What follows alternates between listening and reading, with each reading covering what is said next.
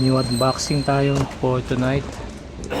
Ito kadarating lang nito to DHL delivery.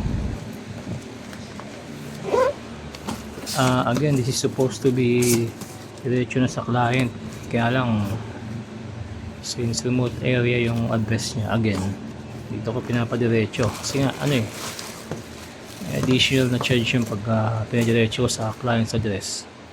So dito ko pinapadiretso para walang charge, and then after this tomorrow, after this short unboxing, diretso ship sa DHL first thing in the morning tomorrow. So ayan, unboxing na natin. So this set is for Kawasaki Z900. Ito yung carbon heat shield nya, comes with this carbon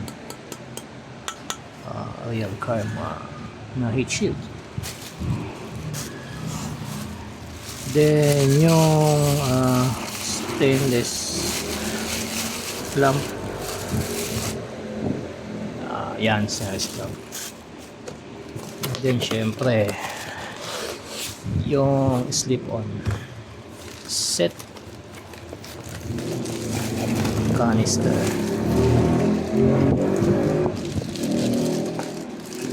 Yun, ganda oh.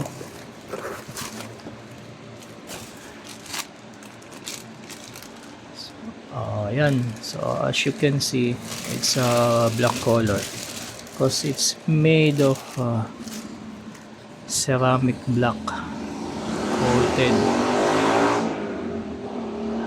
The inner material is made of titanium. Titanium yan. Then coated with black ceramic.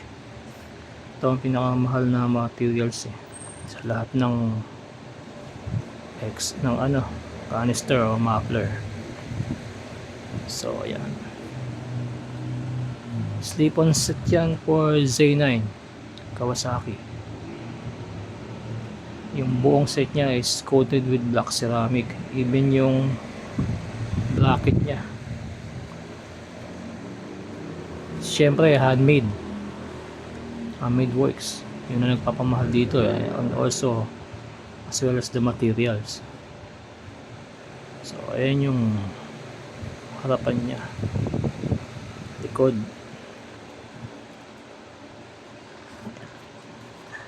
and yung side front nya and the logo. And comes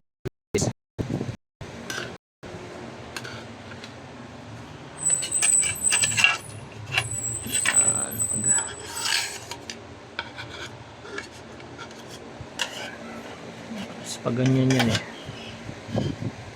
position kasama talaga to.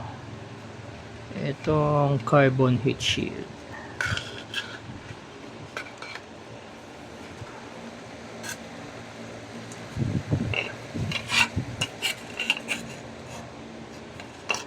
pag ganito, ito naka-clamp para dito yan sa may pinakadulo ng elbow, connecting dun sa stock elbow mo. So ayan siya. Also may kasama extra sticker. Itong waterproof na sticker para dito, with extra yan just in case makalas yan, na extra ka. So yan, ganyan kaganda pag handmade works. Ganyan slip on, magaan siya kasi syempre titanium pa rin to yung loob.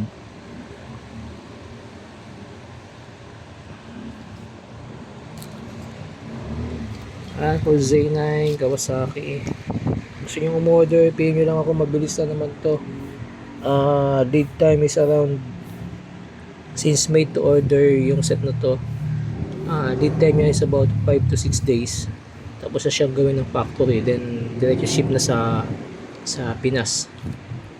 5 to 6 days lang ginagawa.